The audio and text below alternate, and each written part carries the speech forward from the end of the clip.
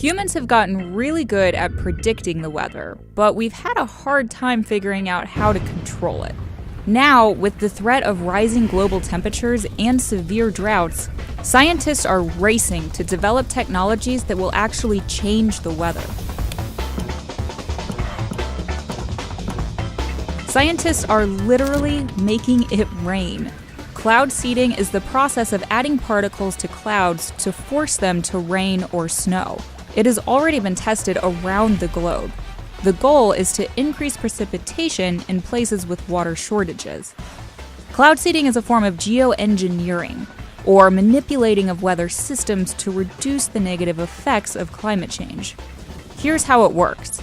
Silver iodide gets sprinkled into clouds by airplanes or blasted up into clouds on rockets. Another possible technique that China is exploring is using winds to naturally transport the silver iodide into the clouds. Silver iodide has a very similar structure to ice, so the ice crystals in clouds will bond to it, making the cloud increasingly heavy until it releases its moisture as rain or snow. And so far, preliminary tests look promising.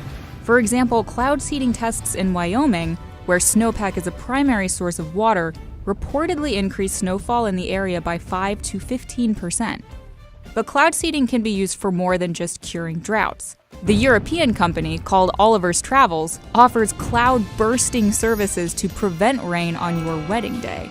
And China used cloud seeding during the Beijing Olympics to make sure clouds released precipitation before reaching the capital. Some of these tests seem to be working, but there's no telling what the consequences could be if we start toying with Mother Nature on such a level. One clear downside is that if we force it to rain in one region, those clouds won't have water left to drop in other areas that may also need it. Scientists aren't just adding substances to clouds, they're also creating clouds. The process is called stratospheric aerosol injection. The goal is to prevent too much sunlight from entering the atmosphere by reflecting it back into space.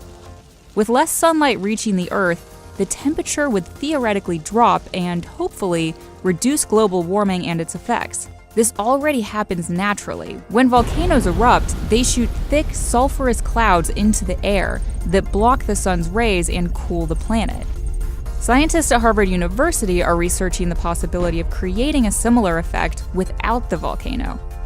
First, they plan to use balloons to create normal clouds out of ice particles. Then, once they've perfected that method, they hope to move on to chemicals that can block even more light. The chemicals released in a volcanic explosion, called sulfate aerosols, would probably work the best, but they can damage the ozone layer. So, Harvard scientists are looking into other chemicals that might do the job without risking ozone damage. But it will be a while before we know how this would work on a large scale, and if there are any side effects. So until more research is done, it's hard to tell if the benefits outweigh the risks.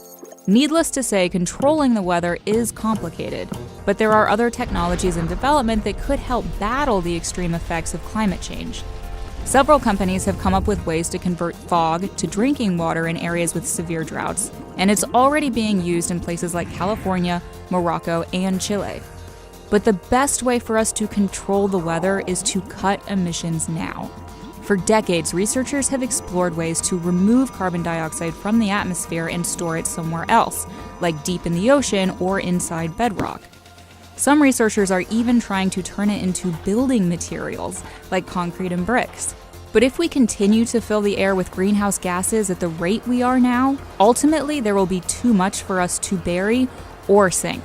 Reducing emissions would help eliminate the need for all of these technologies in the first place, and then we wouldn't need to worry about controlling the weather.